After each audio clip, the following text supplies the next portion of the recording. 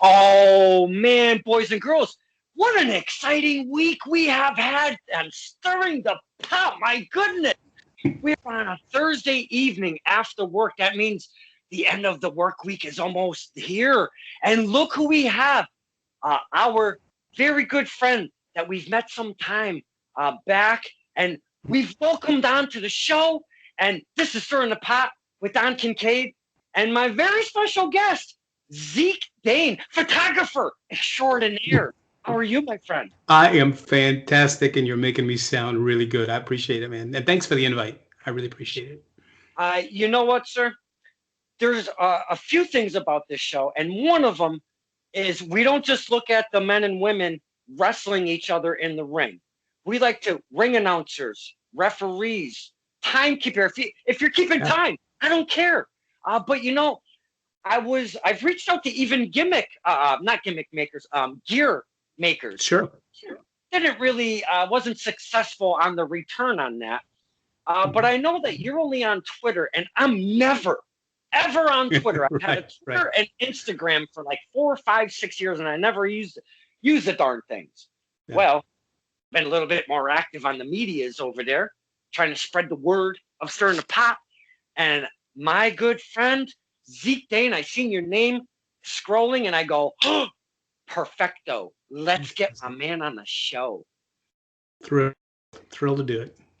Now, I've been yammering for a couple minutes here. Yeah. Now, Mr. Zeke Dane, we've gone through so many changes in wrestling over the past year. With everything going on, yourself, your circle, your family, everybody's been okay through the whole virus stuff? You know, we've had a couple of those weird close calls that everyone has. Somebody's working with somebody, so they have to quarantine in our house, but they test negative. So the scares turned out to be nothing more than that. So yeah, we're thankful. Nobody's been sick. And I think the same with your gang as well. Yep. We had a small run-in, but I think we might have gotten over that hump, you know? That's what we got to do. Right. In wrestling, you got to kick out at 2. You know, 2 2/3 sometimes. Yeah, 2 7/8. Exactly. I like that one. That's always a good one. 2 7/8. Yeah. Now, we brought Mr. Zeke Dane on the show, just like we do all the other talent. But we consider one Mr. Dane a talent in the industry because, boys and girls, I'm assuming there's many that don't know who he is because he doesn't like to get put out there much. He does his thing. He stays in the shadows. He goes around the ring. He does his photography and stuff, produces some very, very quality, not only at the events, but he offers his promotional services. Hey, you want promo shots? I got you. Let's work some magic. So your product that you produce, and I have not seen, and I'm not just licking your hiney, sir. I have not seen a bad picture from one Zeke Dane. Your stuff is always spot on. It's always crisp. It's clean. I don't know what you do to it before you send it out on the medias, but your work is very well done, sir. I appreciate that. And any other photographer that you ever interview, they will tell you that for every picture they put up that, as you described it, is crisp and clean, there's about 100 that are left on the cutting room floor with heads cut off and things out of focus. So yeah, we definitely put our best out there. But yeah. I know I'm sorry. Yep. For the fans that are watching, I know you must have seen Mr. Zeke Dane at an NEW show, Northeast Wrestling. My man is at a bunch of those. He's been at the XWA Center. He's been all over the place, here and there and everywhere. So Mr. Dane is not afraid to do the drives. Did you freeze there, sir? I think we have a frozen Zeke Dane. Uh-oh. I think we do. Oh, that's not good. What's going on over here? We're going to check a little something? Huh? I don't know if we lost Mr. Zeke Dane. Oh, there he is. Yeah, we got disconnected there. That's okay. We push through these things because, you know, let's be real. May it be the Zoom, may it be the Skype or any other. They're not all perfect medias, but we just take what we get, you know? But you were saying something really nice about being a cutout, and I'm feeling I don't get that very often, so broke my heart. We lift our talents on this show, my friend. what I was driving at is for the fans that are watching, I know you might, now that you see him on camera, you might recognize Mr. Zeke Dane doing his thing around the ring because he's at all the NEW shows pretty much. I've seen him at XWA and here and there and everywhere. My man's not afraid to do the drives, if you will. Now that's something about you. Along with the other photographers that are on the scene, I know a few of them. There's Picture Dave and Dan the Photo Man, if you will. Yeah. So you guys aren't afraid to do the drives when it comes to this. Why? Is there a passion in wrestling that makes you want to go to these events and do your thing? I think that's part of it. I think a second piece is that I'm not as much connected to promotions as I am the wrestlers themselves. I was at NEW Studio Wars taping a week ago, did some promo work there, and just a guy that I just like as a person, forget his talent and where he is today, and that's Christian Casanova, bumped into me as he went out the door, and he said, "I just want to thank you. You photographed my biggest matches." And as he now is moving on to NXT. And so it's really about, it's kind of like, and when you're doing a jigsaw puzzle, you want to finish it. And when you start, I think I was photographing Christian. I mean, probably his first few matches. Guys like Flip Gordon, I photographed his first match, and there's so many. And so you kind of go, I don't want to miss any of the big ones because I want to have a record. So that's as much the motivation to drive all over the planet, is because to follow their careers and someday be able to humbly say, I photographed some of their biggest matches and look where they are now. It's too cool, just too cool. Yeah. That is so very well put, my friend, because this is your very first interview ever. Am I correct on that? It is, absolutely. Why? You guys that are doing podcasts and such, why you haven't grasped onto one Zeke Dane, I don't know, because this guy has done some really cool stuff with some really cool cats. The talent that he's worked with is off the charts. I mean, we could probably take a 3-hour segment and just name names forever with the talent that Mr. Dane has worked with. Now, you've just mentioned a couple names that you've pulled out of the Jenga puzzle, if you will. One Flip Gordon and one Christian Casanova. Yeah. I want to go back, if we can, just a little bit. Sure. One Christian Casanova, he used to come out in the fedora, if you will, looking like an MJ, Michael Jackson, moonwalking and such, right? Absolutely. Yep. Now, you doing your photographs, you're seeing his career build right in front of you, okay? Absolutely. And that's why we love when there's people that never done interviews. I would love to have people come on here to do their first interview because we get to see them. And obviously, you've already established yourself as something on the scene, but we get to see the new talent that are coming out and doing their first promos, first interviews, first photography session with the likes of yourself and others. So I absolutely love seeing them start up and blossom into, look at Christian Casanova where he is today. Flip Gordon, been doing his own thing, really, really cool stuff. So again, we can name drop forever and ever here. And look at the smile, though. It brings so much joy. I'm laughing because 3 guys come to mind: Christian Casanova, Kevin Quinn, the ref, and Mike Verna. I've told those 3 guys, because I followed, of course, Quinn worked a lot of promotions. He was chaotic. He was in NEW. So I told those 3 guys, I have taken more pictures of them than I have my own children, without a doubt. But somewhat recorded their story. And something else you talked about, Don, and I'm glad you have a heart for first timers, because I tweeted the other day, I was down at the NEW doing promo shots at their studio. I'm going to be down there again Saturday. And I photographed 2 guys I'd never heard of. And tell me, Don, if you've heard of these guys: Steven Stetson or Tony Vega. Well, the reason okay. And the reason I mention that is I hadn't heard of them. I photographed them, and 10 days later, they're on AEW Dark. Yes. There were other guys I photographed. I guess I'm off track. But the other, and I'll come back on track. Well, the other guys I photographed told me after I shot their shots, they said this was the first time they'd ever done a promo shoot. And I will take that. I got Cody behind me here with the NEW belt. And if you can see that, that shoot scared me to death, by the way. And that's a story for another time, because I only done it like 3 times, and here I'm doing Cody. But I get much more satisfaction out of photographing those guys, their first promo shoot. There's something so cool to know you got them first, and who knows where they're going to be in a year, 2 years, and to be able to say I did their first promos, and so I hope you have the opportunity to do their first interviews, and you'll be able to look down the road when they're on Monday Night TV and say, "I was the first podcaster I ever did was with me." Yeah. And that's why I've always concentrated on the independent scene instead of looking, because we love all of the talent that we see on TV. I mean, that's a given. Yeah. But when you're on the local scene and you're doing the indie stuff, Mr. Dane, you see it firsthand. There's no feeling like that within wrestling as a fan.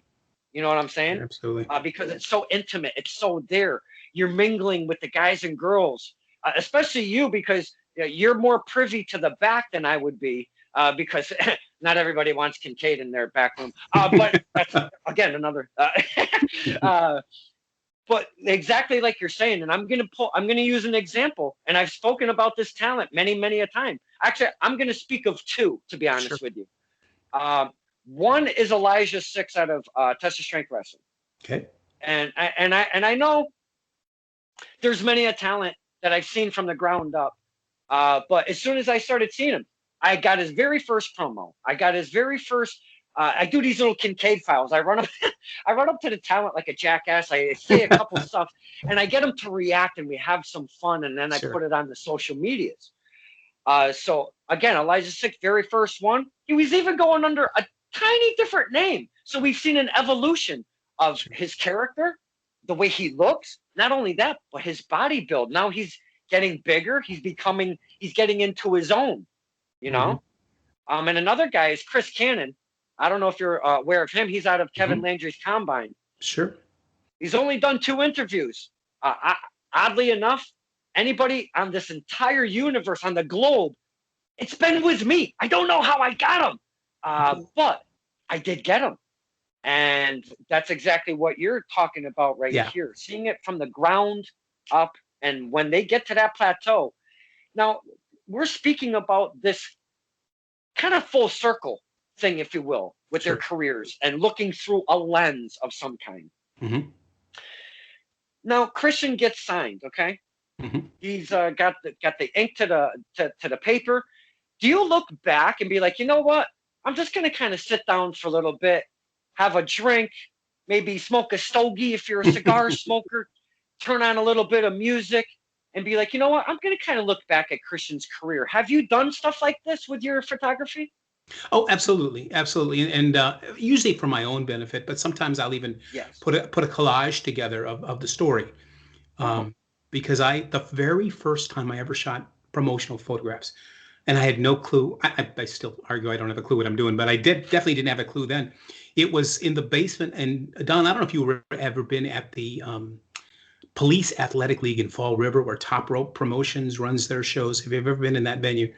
I haven't, but I've wanted to so bad. It's a rich place. But so the first time Teddy Goods and a few of the guys asked me to come and do promos, and they do them downstairs in the furnace room. And if you've ever been in a sauna at a gym, saunas are cool compared to this room.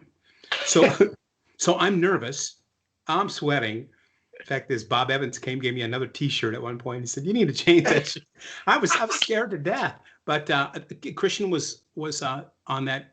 It was a Rumble night, so they had all their talent there.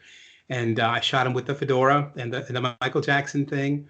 And I treasure those photos, man. I just treasure those. And I even, you and I both heard how he journeyed out of that. And it was a trainer that then said, that was cool, but it's time to move on. And yeah, he's one that been exciting to watch. Now, you mentioned a couple names earlier. We're gonna swing back to those guys. You mentioned one Steven Stetson and one Tony Vega. If you noticed, as a fan, I popped like a and they're new to me. Now, Mr. Steven Stetson has just gone through an evolution of character, name, gear, look, body style, his move set, everything.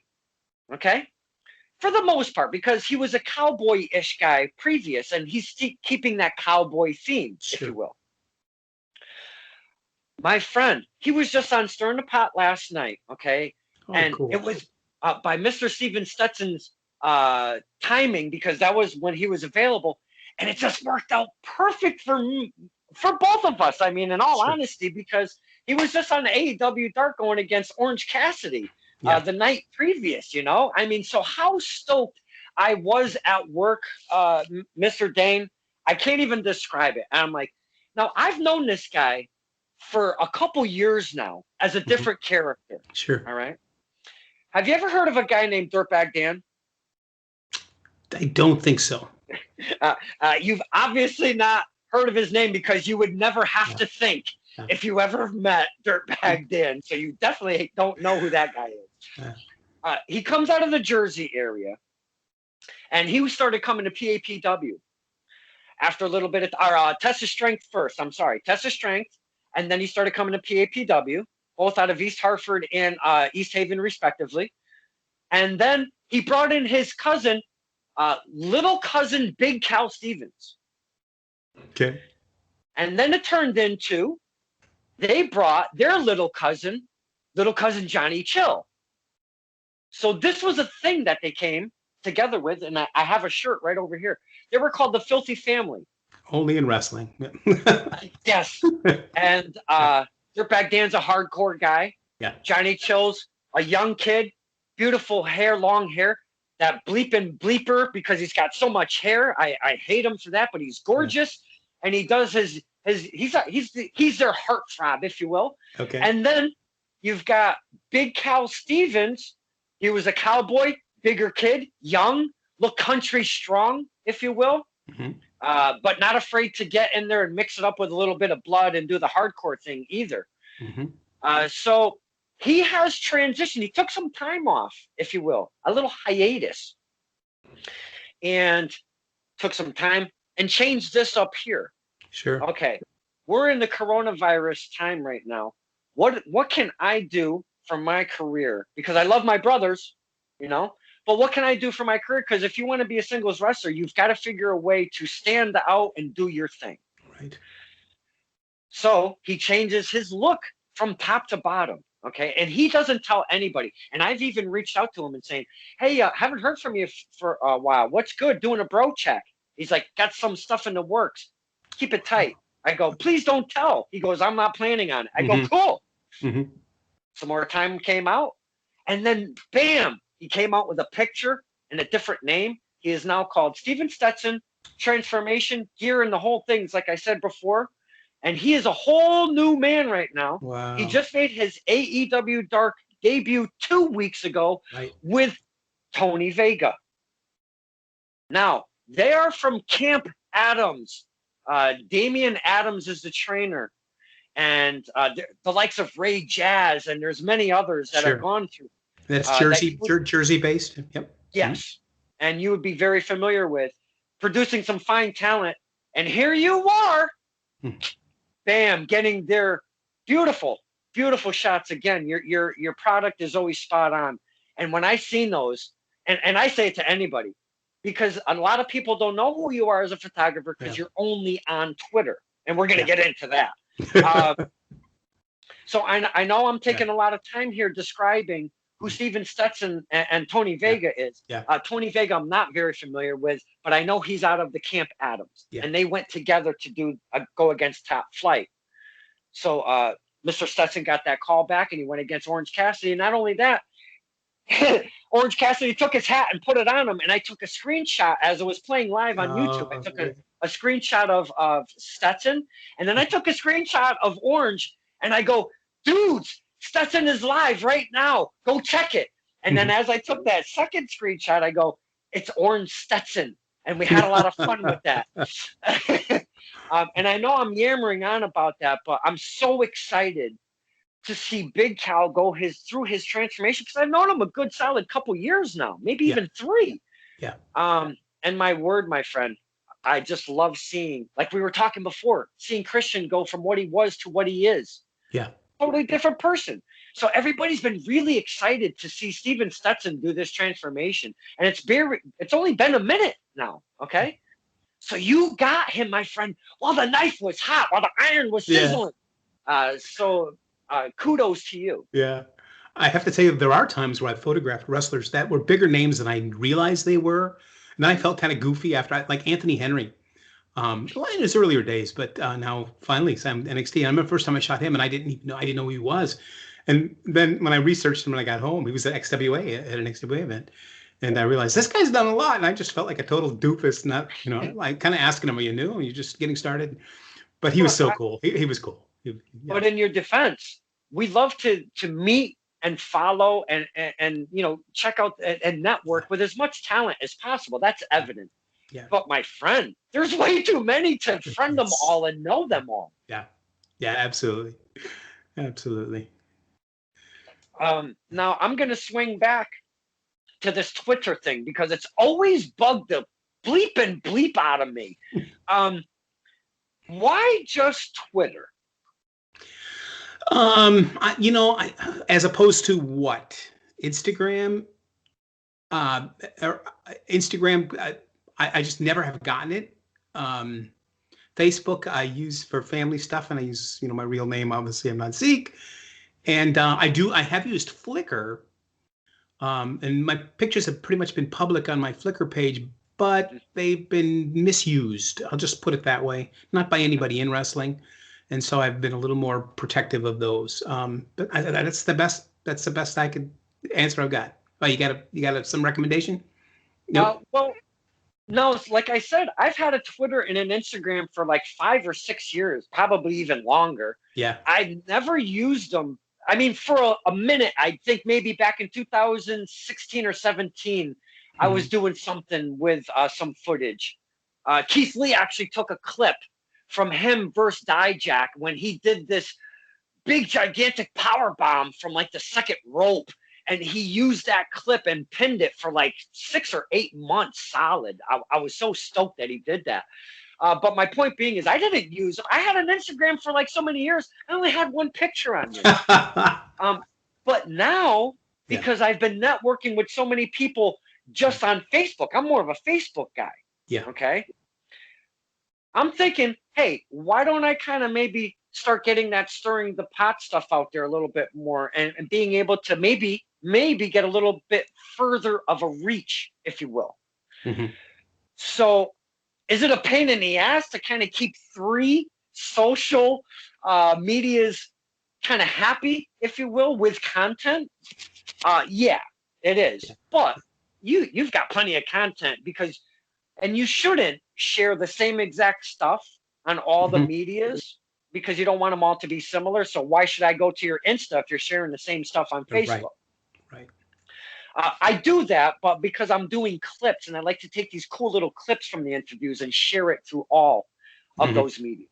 Sure. But for yourself, you could be very picky and choosy and be, again, picky and choosy however you want to. But again, it's a pain in the ass to keep 3 running. But you do get some more traffic rolling.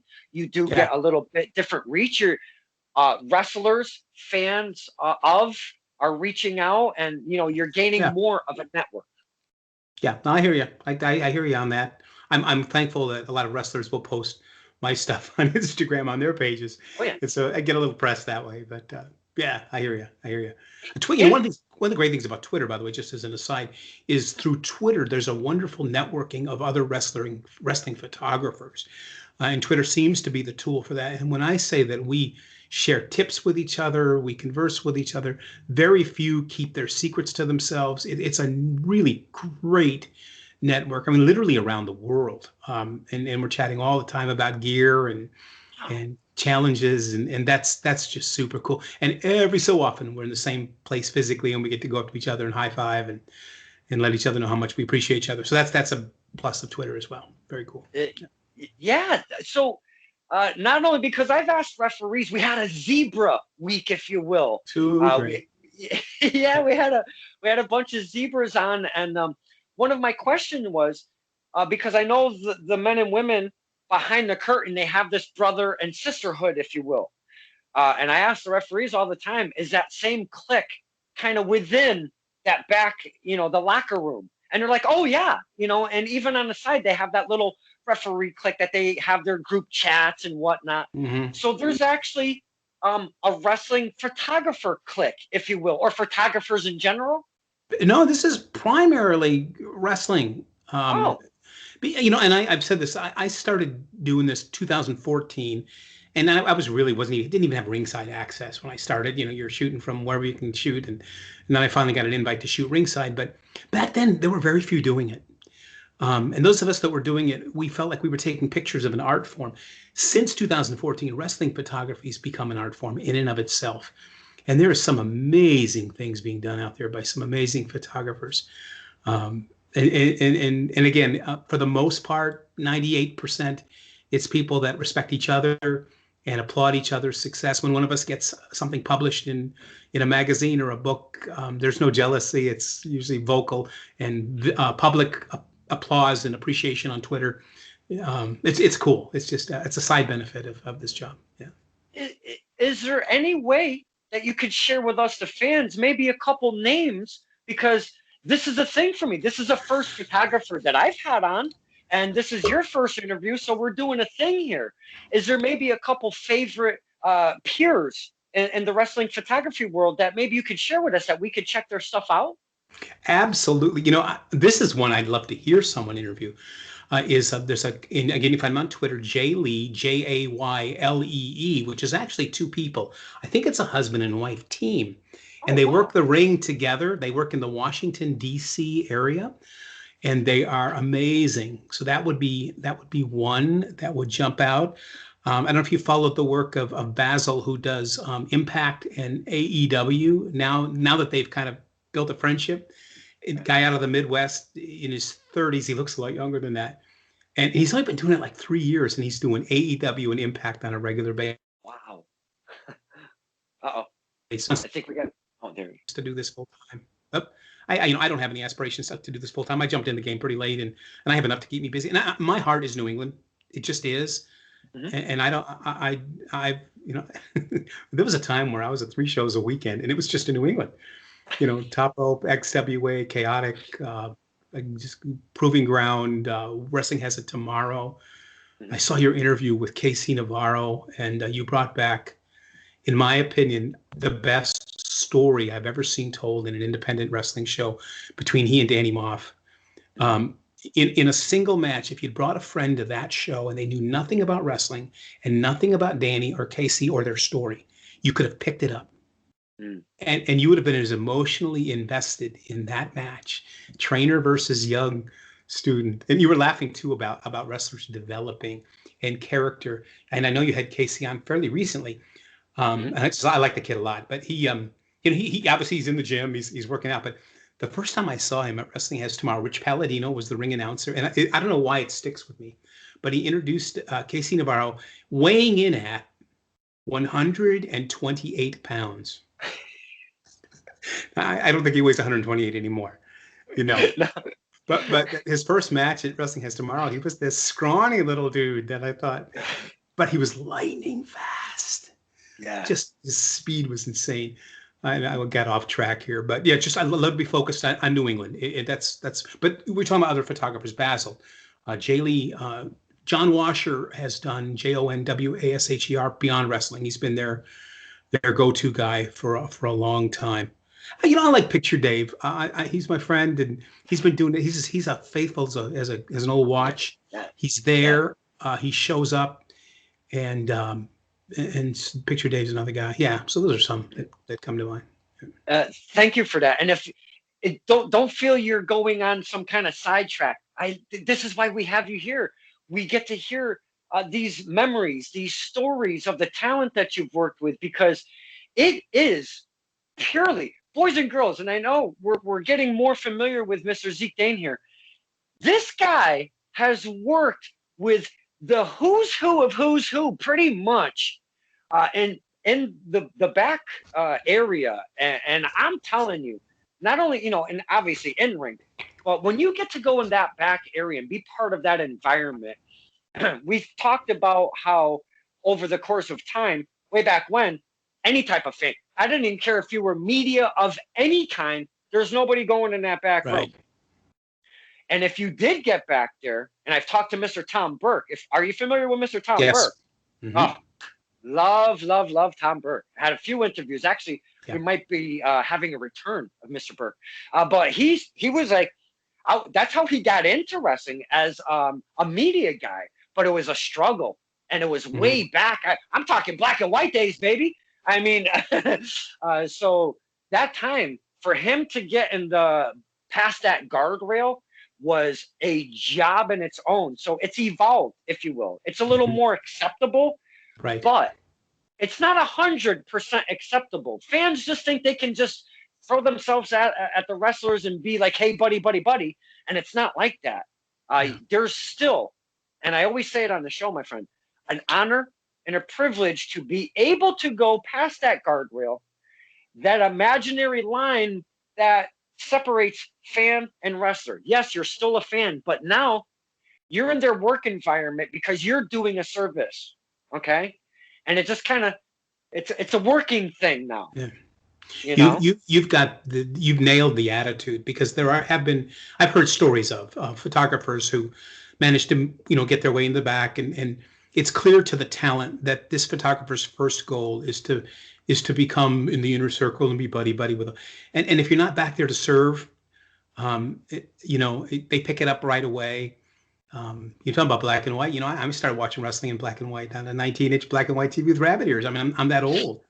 Watched it with my dad, and I know that you and your dad have a bond in wrestling. And my dad and I, God rest his soul, he's no longer, but that was a bond we had every Saturday night at 5:30. We watched Vern Gagne's AWA, and even as a young kid, I wondered, was it real? And then as I got older and started watching the indies, I began to be intrigued by the fraternity nature of wrestling.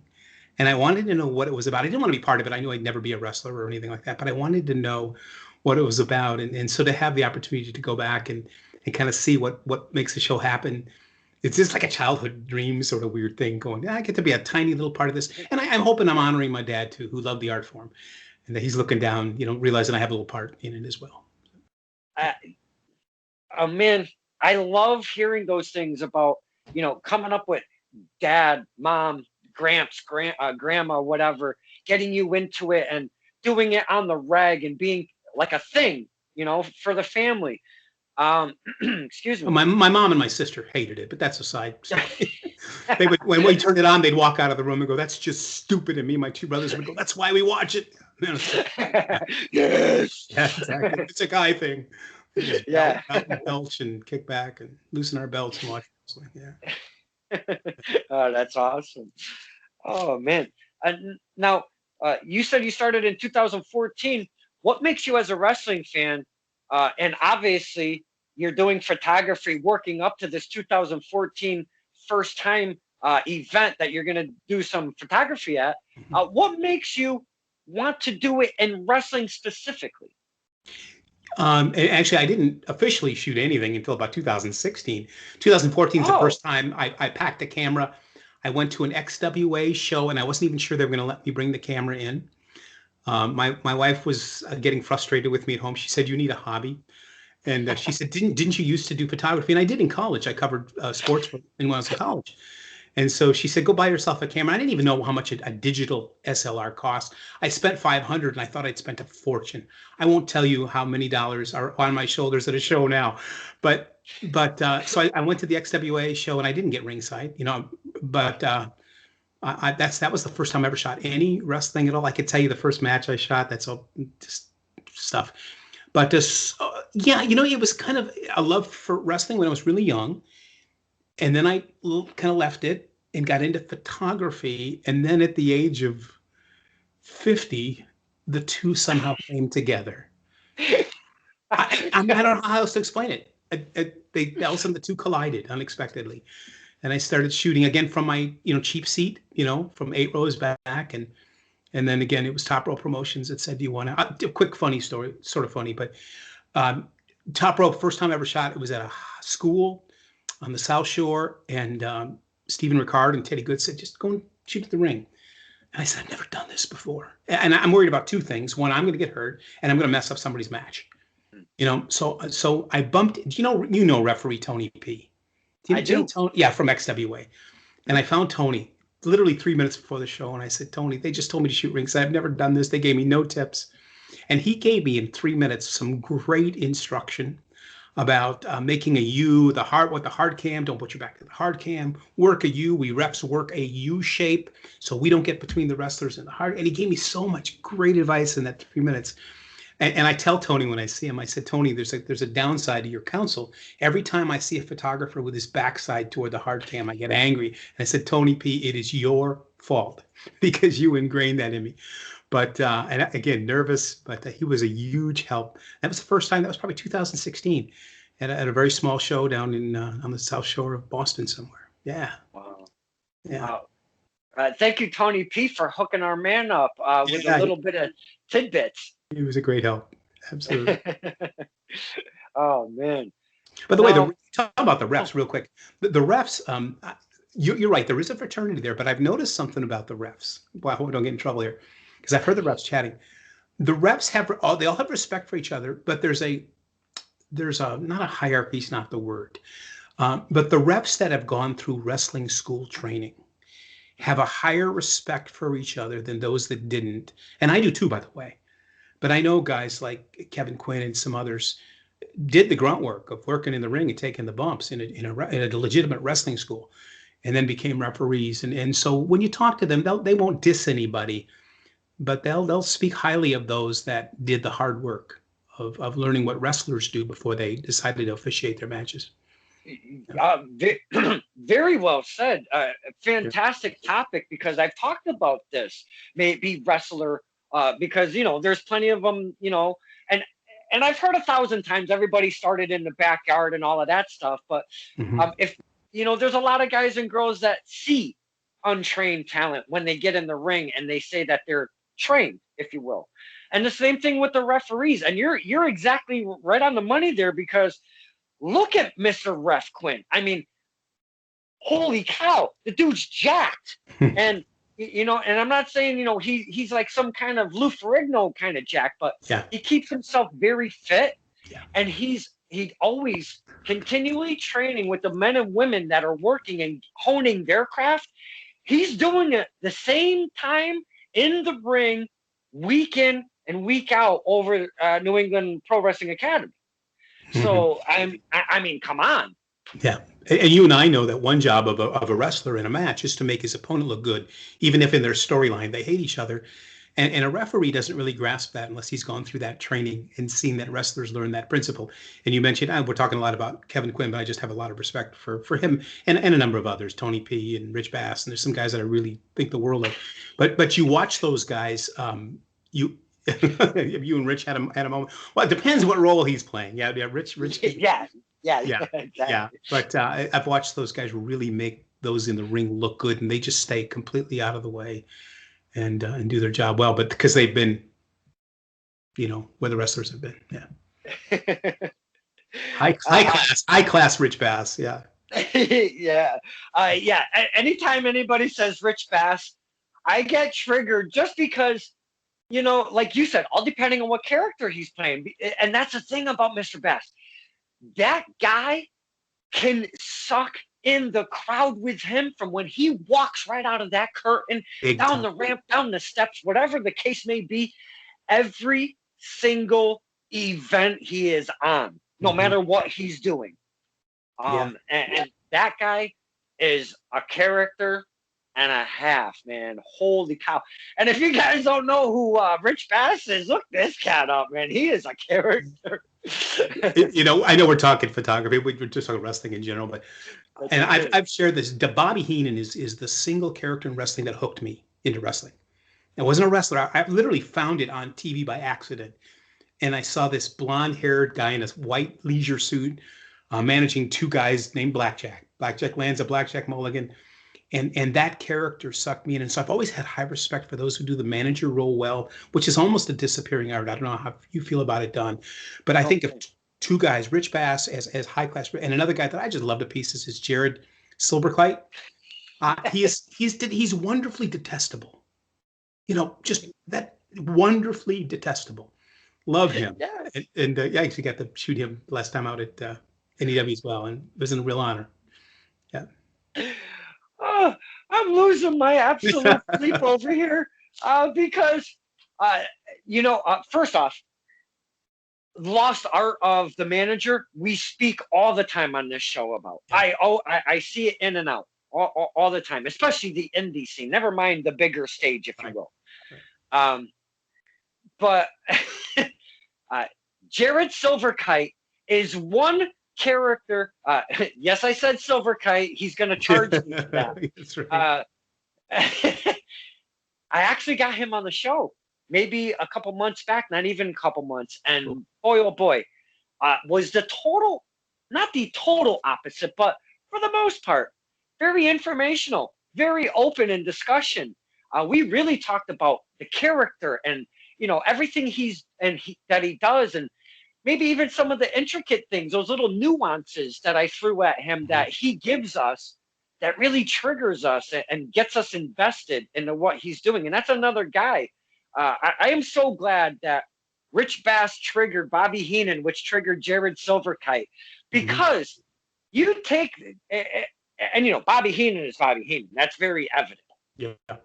But my goodness, these guys as managers, money, fire, plus money and more fire. I love those guys to pieces for what they do with their craft and their job that that they're supposed to be doing. That's their job. That they're putting out a great product, no matter who. Now, if you're talking to Jared Silverkite, sugar, he's going to charge me again. If you're talking to him, they're assets and not clients. Right. Yes. You have to be very specific, or that kind of triggers him a bit. And if there's nothing better that I like to do in my life is trigger Jared Silverkite. Oh, sugar! I said it again. And I've watched you at shows, Don. It's not just Jared that you trigger, but in fact, very short. Can I tell a Don Kincaid story? I showed up one night late at the XWA Thursday Night Throwdown. I got there late. I wasn't shooting the show. I was just going down. I was working in Rhode Island, so I stayed. I was hang around and go to the $5 show. And so I got there, and of course, that place is dark except the ring.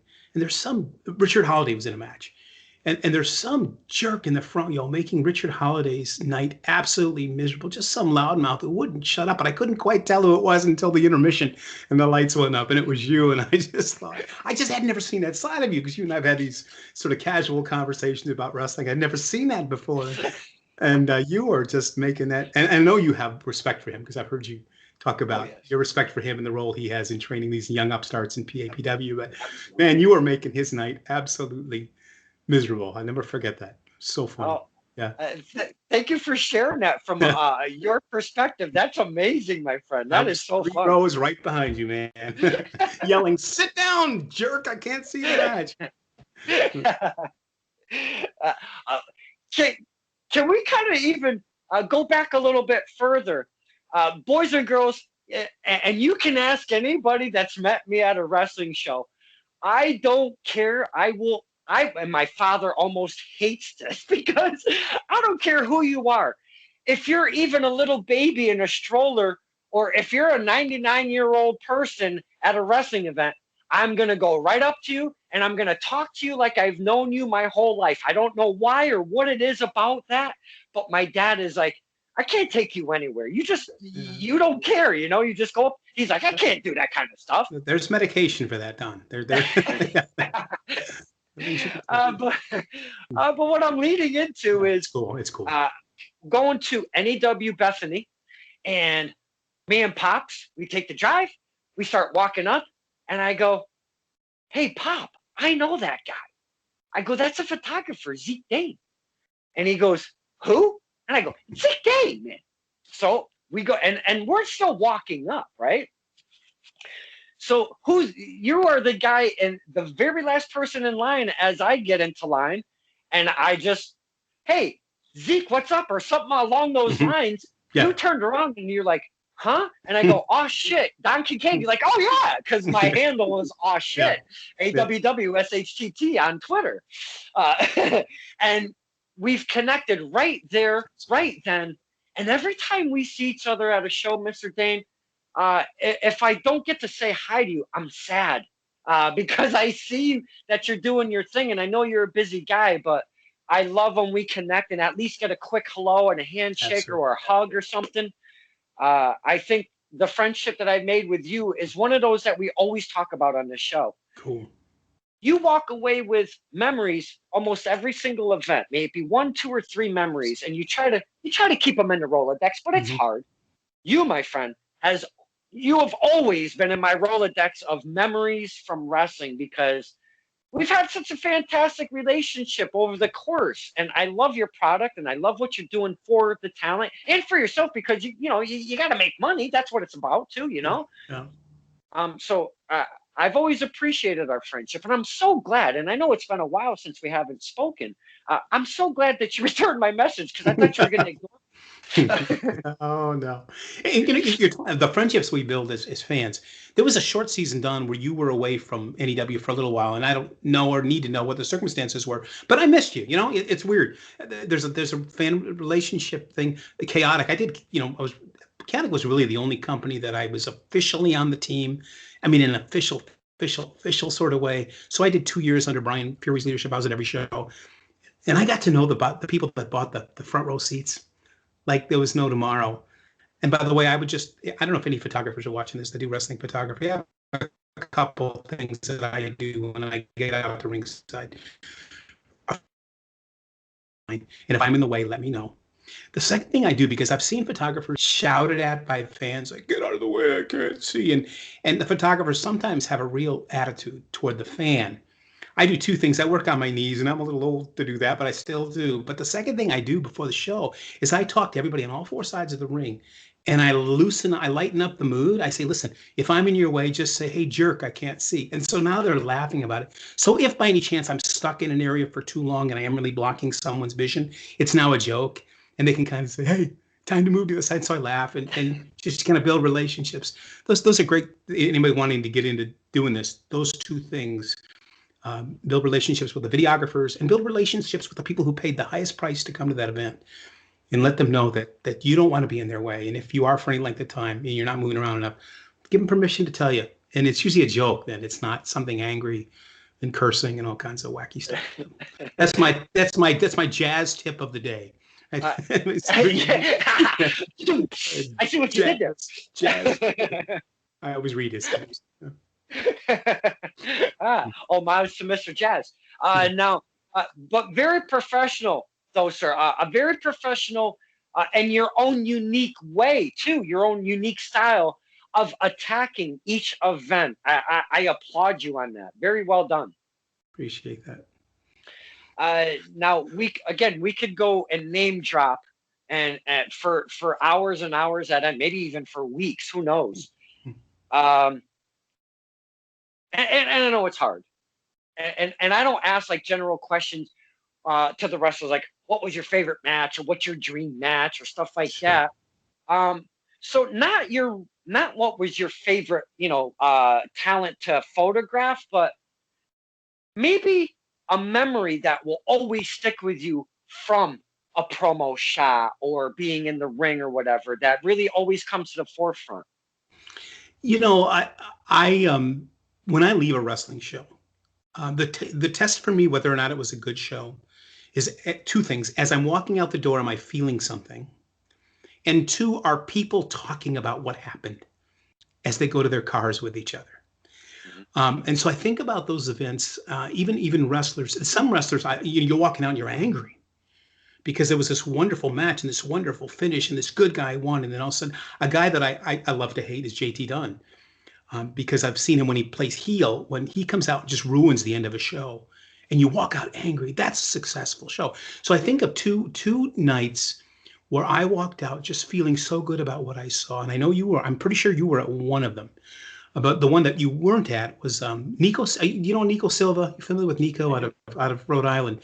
And Nico had won Top Rope Promotions Spindle City Rumble. I knew his dad was there in the front row. He was just getting started. And I saw him get out of the ring, give his dad a hug, and after the match, and I just felt good. But the second one, I can't remember and I don't know why, a more emotional evening. A guy who's vanished out of wrestling, and it's breaking my heart, by the way, is TK O'Ryan. The night he won the championship belt at NEW. And you remember that Taven and Vinny held him up on their shoulders, and the fans didn't want to leave. Do you remember that? Were you there that night? I was. That was, talk about two moments that I photographed that And when I go back and look at those photographs, I feel what I felt. And that to me is one of the marks of a successful show is you walk out feeling something. Yeah. Mm-hmm. Fantastic moments. And I am going to wholeheartedly agree with you. And I just reshared some memories from like 2017 of TKO going against Mike Bennett at the Mm-hmm. PAL in Waterbury. My goodness, what a talent he was blossoming into, my Yeah. friend. Yeah. Doing, especially when they all got signed, doing their thing over at ROH. Yeah. I mean, come on, that was money through and through. Yeah. I don't know why. We don't know what Yeah. happened, and Of he course, just kind of poof. he had an injury, and I don't know if that did something to his. And I'm not going to second guess him. I love the guy, so, but yeah, I miss him. That's all I'm saying is it was somebody, and there was something about that night of him winning that was moving to me. It was yeah, it was an amazing. Of course, that venue is one of my favorite places to see a show because it's tight, it's loud, it's awesome. Yeah, very cool place. I'm gonna swing back right to the Waterbury PAL because that place, a much bigger level. right. Man, when they pack them in that place, we're talking a few thousand or a couple thousand or something like that. Like that place holds an enormous amount of people. Yeah. And I've seen that place absolutely sold out. And again, I just shared a memory of Cody v. Kurt Angle in the cage with Ref Quinn in there. I shot that one. Yeah, amazing memory. And that is my favorite and Ref Quinn's favorite, probably NEW match specifically, being there live, obviously. But yeah, I mean, the great times. But at the PAL, man, TKO, it was mid-injury. He had his stuff on. He was on the crutches, and he came out to address the fans. Mm-hmm. Very, very heartfelt, might I say. Yep. In the middle of that, he starts saying how it was almost like not cliche, because I know that the wrestlers really appreciate the fans, and they always say without us there's no them, and I totally feel that and get it. Mm-hmm. But TK O'Ryan started actually picking people out of the crowd, and he was announcing their name, and he was like, guys like blah blah blah, girls like blah blah blah, and he's like, you're always there and I always see you. And then he turns around, he sees me, and he's like, and guys like Don Kincaid, and starts saying a little bit of something.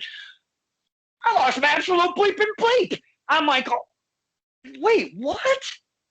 So just the talent that shares the love like that always kind of sticks with me a tiny bit more, because they're giving us that respect where they don't have to.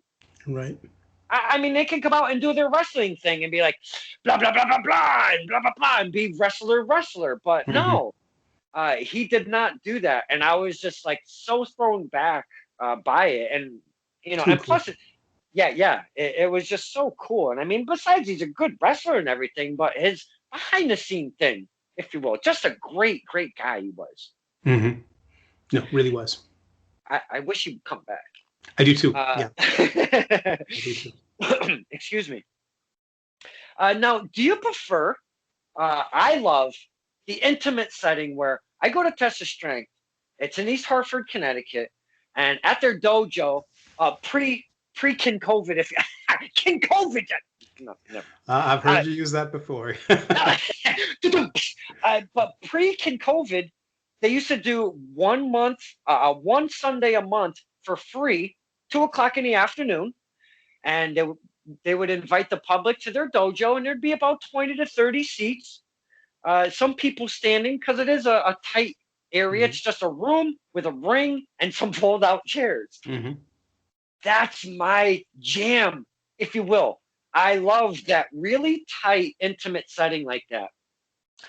My question is, you've done an array of venues in multiple states. How is the tightness intimate, very intimate, compared to something like the PAL, which holds a couple or a few thousand people at it? Sure. The only, I like the intimate setting as a fan. As a photographer, as you know, in those intimate settings, the seats are all on the floor. And so you don't get a lot of the fans in the photos, and that's the downside because they're lower than the ring. Where if you have bleachers, I did one of my favorite events, and I'm not talking about necessarily it was a great event, but from a photography point of view, was I did NEW's Redemption at the Mid Hudson Civic Center, which was what 3,500 in there, and so you just got these walls of fans on each side of the ring, and so from a photographic point of view, I like those. But yeah, I mentioned the PAL in Fall River, just this tight little. It does have a goofy little balcony.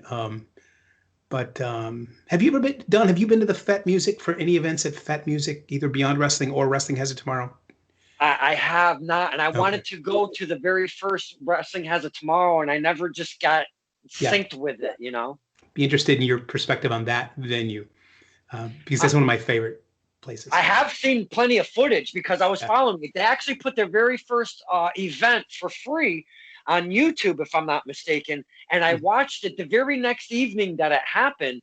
And I even saw Buff Dad putting his hands on the champ and stuff, that little bleeper. And I let him have it. I told him, you put your hands on the champ and you paid for it. Yes, you did. I'll bet you did. But yeah, very interesting setting over at the Fet. Mm-hmm. Because now, if I could just describe it just a little bit to the fans that aren't familiar with the Fet Music Hall. Now, you had different prices for different areas of the Fet. Now, there weren't no chairs on the floor. It was kind of a beyond thing where the fans stood around the ring. Mm-hmm. You had a very limited small balcony, if I will, maybe 2 rows or 3 rows deep at best. Mm-hmm. Standing only, yep. Yeah, standing only. But then their entrance came off of a stage, like a legit kind of stage, because it's a music venue. Right. So it's off of the stage, and they put seating on there. And that was the VIP section. You paid a couple bucks more, but you were right there at that entrance. And sometimes that's some of the best stuff. So it was very interesting. And not only that, like you said about XWA, very dark except for that ring. And you had Rich Palladino as an announcer. I mean, come on, don't get no better than that. Yeah. So, I mean, very, very interesting setting that place was. Cool stuff, though. Very cool stuff. Absolutely. Now, do you get to do the promos of the ring announcers that we know around here? Still photos. I've done Rich Palladino a bunch of times. I like to do referees actually too. I've done, yeah, absolutely. In fact, this Rich Palladino's profile picture on his Twitter, I think, is mine. So, yeah, Rich is a great guy. Yeah. Very cool guy, for sure. Good guy. Now at Bethany, the host is about 200, or the capacity rather, is about 250 people. Now that's a good time, no matter if it's jam-packed or if it's half-packed or whatever the case may be. Bethany, I gotta say, some of the most fun times I've had at Bethany. Absolutely. We get to see the talent, the Wrecking Ball Ligurskis, the Christian Casanovas, the Brian Anthonys, but then we're seeing guys like Flip Gordon going against Jushin Thunder Liger. What? Are you kidding me? I didn't mean to yell at you. I'm sorry. But man, so we get to see that kind of stuff. I shot Cody Rhodes versus Bobby Fish in that venue. I mean, yeah, big names in there. It's just a really cool setting for a couple hundred people. You get to see some amazing talent, being the local or what they bring the names in. But then, have you done these stadium shows where they go to these baseball stadiums when it's nicer weather? And my goodness, do they bring some people out to these shows? Holy cow. You've done these stadium shows? Absolutely, done a bunch of them. Yeah, and they're my favorite by far. Yeah, love doing those. First of all, there's a lot of space to work. I did Pittsfield, Bristol, whatever the ballpark. I don't remember the names of the parks. What's the one in the Fiscal, New York, whatever that park is? Yeah, I've done a number of those. And you're right. Yeah, Rey Mysterio versus Flip Gordon, Rey Mysterio was one match I did that was amazing in one of those stadium shows. Just could go on and on about those shows. Yeah. There was another one, even one of the latter ones of the stadium ones was Big Bacon Brad Hollister going against Matt Riddle. And they even went like on the dugout and they took it, outside the ring. And again, NEW always brings that kind of a product, to see a guy like Big Bacon, local guy, and then he's going against a guy like, Matt Riddle. It's a high profile match for him. Yeah. We as fans are very, very excited. And I'm sure you're still a fan, first off, and you must get excited when you see this stuff, especially if you're going to be at that show. You're going to be like, no way. No, it's cool. But I got to tell you something about NEW. NEW has an incredible, if it's Michael's wisdom, and I know Matt Taven works with a lot of booking and he's involved on that level as well. They have an incredible balance. I've seen some companies, the only thing that makes you want to go to their show is they bring in a big name. And their regular roster is mediocre, and the matches are until you get to the big name. I've seen that. And then other shows, other companies that don't need the big names. Chaotic Wrestling is one that does a fabulous job and historically has not brought in a lot of big names. But NEW has this balance where they really lift their roster, their local talent, guys like Insanely Rude and Wrecking Ball and Anthony. Names are just, it's the age thing. The King. Brian Anthony. There's too many Anthonys in wrestling. Brian Anthony, and they really they exalt those guys to main event level. So there's a real gift there. With Northeast Wrestling, they have a way of meshing the two and not making their regular roster is kind of like the second tier. They're right up there first tier, if that makes sense. That's an absolute beautiful perspective, because I never looked at it from that point of view, because I go to so many shows. Yeah. I may not have looked at it as such. And I think that's such a fine perspective that you just shared with us. And the second part of that, the court. Anybody mentions the court, I'm giving it to him. I'm sorry. And I hate lime green. I hate lime green. I don't even like the color. Yeah. So it's. Between indoor events and doing something like on the outdoor events where the stadiums and such, do you find that it's maybe it's a pain in the butt to be outside because of the weather you have to deal with, the lighting and everything? Or do you prefer one or the other? Again, Northeast Wrestling's under the Star shows. The parks that they run those shows in have better lighting than most of the indoor venues. So the lighting is fantastic on a baseball field if it's a minor league park. So no, I absolutely love it. I mean, I look forward to it. Absolutely. Now, there's a couple talents that hit up the post, because I've been putting it on the face page and I've been putting it on the Insta that Zeke Dane was coming on the show, and you were getting an awful lot of love, my friend, along with the Twitter.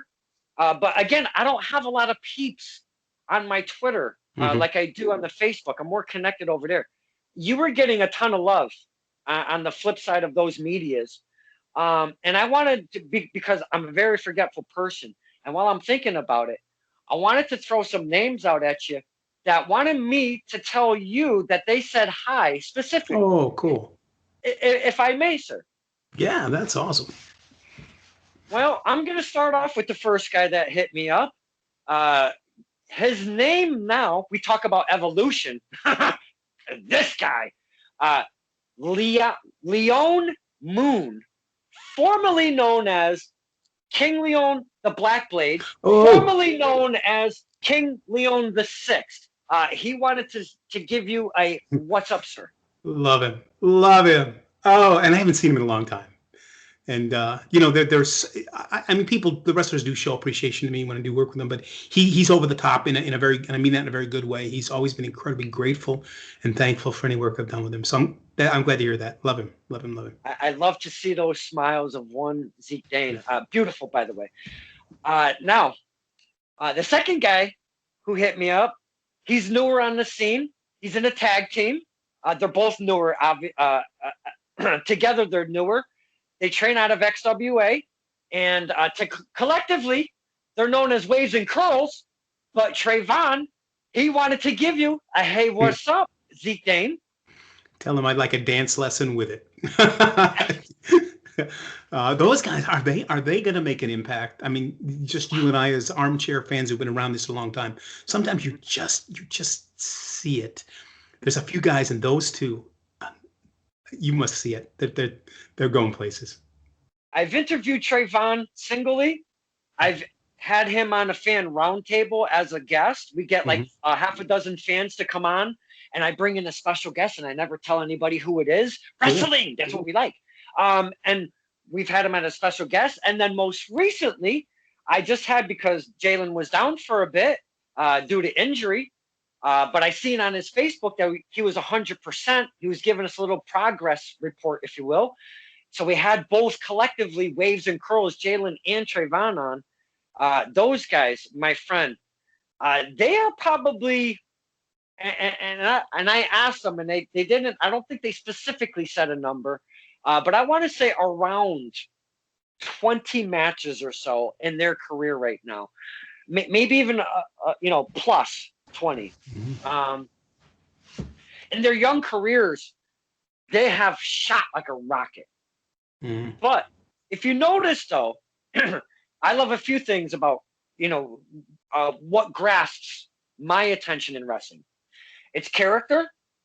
It's how you're presenting yourself in your gear and how you come out the curtain. And obviously, it's your in-ring. We want to see good in-ring. We don't want to see that dumpy. And story. We want to see the story. We want to be invested with what you've got going on. Right. But if you notice, these two guys, they come out that curtain, and it's a party from the second it starts. Every single time, the fans just get up on their feet and they dance and they dance and they just get so like involved with them, and they haven't even taken off their vest or whatever to even start a match. That's a big part of it. They've already grasped how to get us to do that dance that I talk about. Yeah. And they just, cool. I think they're just going to continually knock it out of the park and just go farther and farther. I do too. I think they've got it. They've got the it. Oh, absolutely. Yeah. And then there was a third guy, and we haven't spoken in quite some time because I haven't been up to the XWA Center in a while. Absolutely love everything that XWA Center does. It's a tad far from me on the reg, if you will. Right. Sure. But one guy who's homegrown up there, I just shared one of those memories of the XWA guys and girls. They came down for the WrestleFest. I believe it was 21 was the number a few years back, and they were setting up the cage for Cody V. Angle. And I shared some of those pictures, and as I tagged him, he's seen that we were having Mr. Zeke Dane on, and that's one Joey Bones out of the XWA Center, and he said he wanted to give you a what's up. I thought you were going to say Nick Delta. That's right. I remember the guys that were part of that crew that night, and I just put up a picture of Joey and Bear Boulder. I just every so often I dig up an old pic and I just put it up on Twitter about 3-4 days ago. Cool. And Joey just made some sort of a return on TNT Thursday Night Throwdown.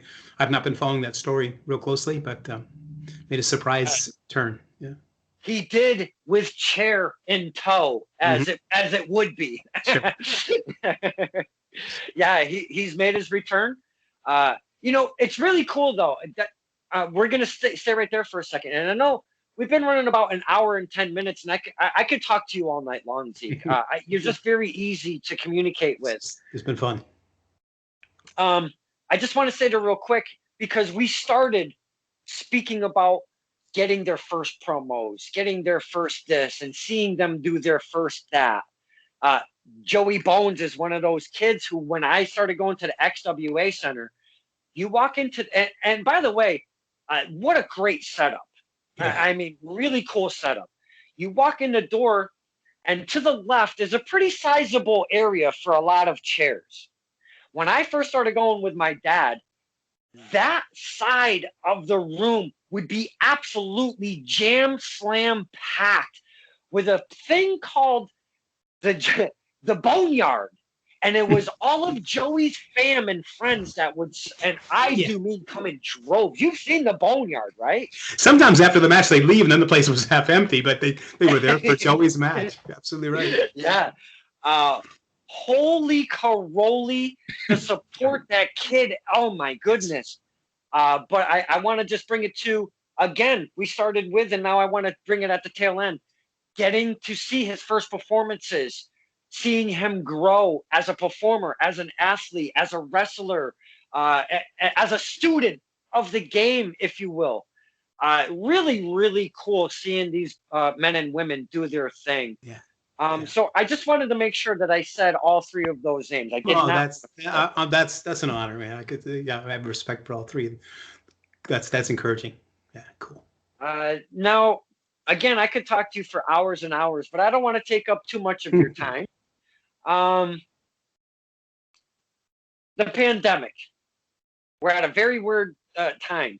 Have you been going to any events, because there has been promotions doing their thing? Have you been maybe sprinkling in some dates at all? No, I was almost ready to kind of shelve wrestling photography, and it's not because I didn't like it anymore, and it's not because I had a bad experience with anybody.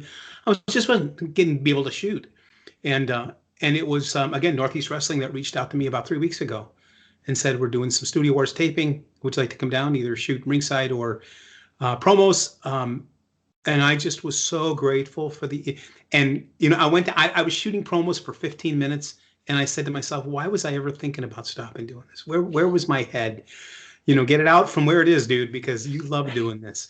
And again, I got a second invite to come back down. So no, but having said that, no, I have not been. So that was the first time back, and felt good.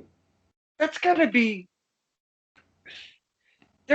like so much pride, so much joy, so much warmth, and many other adjectives, if you will, that when you get the call from NEW and you're like, hey, we got the Studio Wars thing, how about Zeke Dane come down? You gotta be like, wait, you're calling, like it's gotta just be really, really cool for the promotion to reach out to you and want you to be part of what they're doing. Yeah, very, very cool. I think I'm going to get a little bit philosophical here for a moment, but I think it is easy to find people around you to discourage you. But when people encourage you, there's something powerful about a word of encouragement. And if you're feeling down and somebody says, we value, I got to tell you, I watched the first couple episodes of the most recent Studio Wars, and I never watch a movie. I never watch the credits. Do you ever watch the credits on a movie? I never watch them. But they had a few credits at the end of each episode, and I was interested to see what. And I didn't photograph any of the matches. I just did back. And John Roy put at the end, special thanks to Zeke Dane for his photographic work at the end of the credits. And I just thought, that just. So I mean, I'm committed to being an encourager. I mean, that's it bumps into me. I want them to know that they're going to get a lift. But we lifters need lifts too. And so, yeah, these last two experiences with NEW have been really positive for me, and affirming again that that's something I need to keep doing, and it's worth it. Yeah. Well, we don't want to see Mr. Zeke Dane disappear off of our indie scene. That's for sure. So thank you, NEW, for getting that spark going again, my friends. Yes, yeah. Thank you so much. I'm grateful. We have covered so much ground in so little time tonight, my friend. I cannot believe the topics we have touched upon, the names we have spoken. And again, we could keep going on and on when it comes to names and conversation. I hope you had a good time. Yeah, absolutely.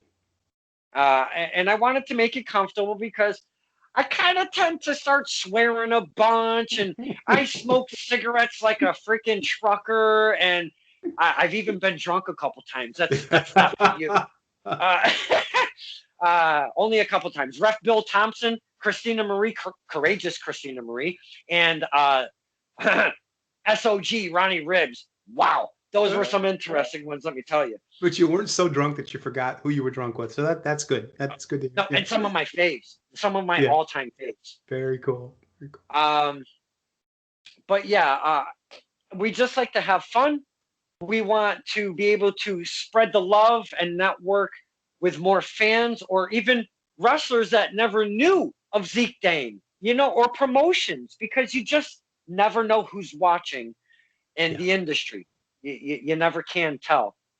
But with all of that said, with everything we've spoken about today, and I know this is your first one, and I'm sure you had maybe uh, a vision of how it was going to be, or what the questions were going to be. Are there any topics that we haven't spoken of that you'd like to bring to the table? Other than just maybe if anybody out there is watching that is interested in wrestling photography, I just want to be available as someone just a young guy, and we were going to do some mentoring. We're going to shoot side by side at XWAs from Providence and learn, and then the pandemic hit, and so I have a heart for. We don't have enough wrestling photographers. You could go to 15 events a weekend when the pandemic isn't. And we need more. And those that have a little bit of skill, I don't claim to be the top dog by any stretch of the imagination. I learn from everyone else that's doing it. I tell them that all the time. I steal your ideas. If I'm any good, it's because I learn from you. But I'd love to come alongside anybody else and help them get started in gear and protocol around the ring and how to get to meet promoters, and love to be a part of that if that door opens. Yeah, can't think of any big subject. I'm so excited to see guys just August Gray, Anthony. I'm just genuinely. I'm a dad, Don, of 6 kids, 4 adopted boys, and you can't take the father out of me sometimes. And sometimes when I'm working with these guys that are 18, 19, 20, and girls, that father instinct, I got to shut it off because I'm not their dad, But there's a part of me that like a father gets excited about when one of his kids has success. That when I see a Christian Casanova, an Anthony Green, a Mike Verna on AEW Dark, and even guys I barely know like Tony Vega and Steven Stetson, and there they are on my computer, I get like a dad, going, yeah, way to go, kid. So, that keeps me going and keeps me excited. What a perfect way to end such a fine conversation. Please, Zeke Dane, never change who you are. Please, oh, please, oh, please, never change this man.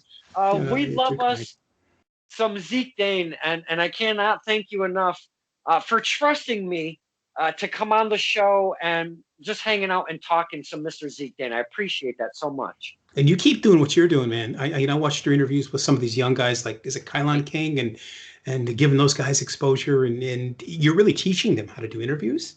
And whether you realize it or not, it's more than just interviewing them. You're giving them some tools. So you keep doing what you're doing. You're a riot. You're absolute riot to watch. Love it. Thank you so much. I appreciate those kind words. We just love wrestling, Mr. Dane. That's it. We love wrestling. It is what it is. We're a weird bunch. We are. You know what? That might even be the name of this episode. What a weird bunch we are. What a weird. I name every episode differently, and I think you. Some of them are quite interesting. Yeah. What a weird bunch we are. That's a beautiful title. I love it. Love everything about Zeke Dane. His photography, his storytelling, his beautiful smile, his love for wrestling, and what a better guy to have on our show on a fine Thursday evening than one Zeke Dane. This is Stirring the Pot with Don Kincaid and my very special guest, Zeke Dane. Thank you so much, sir. Thank you.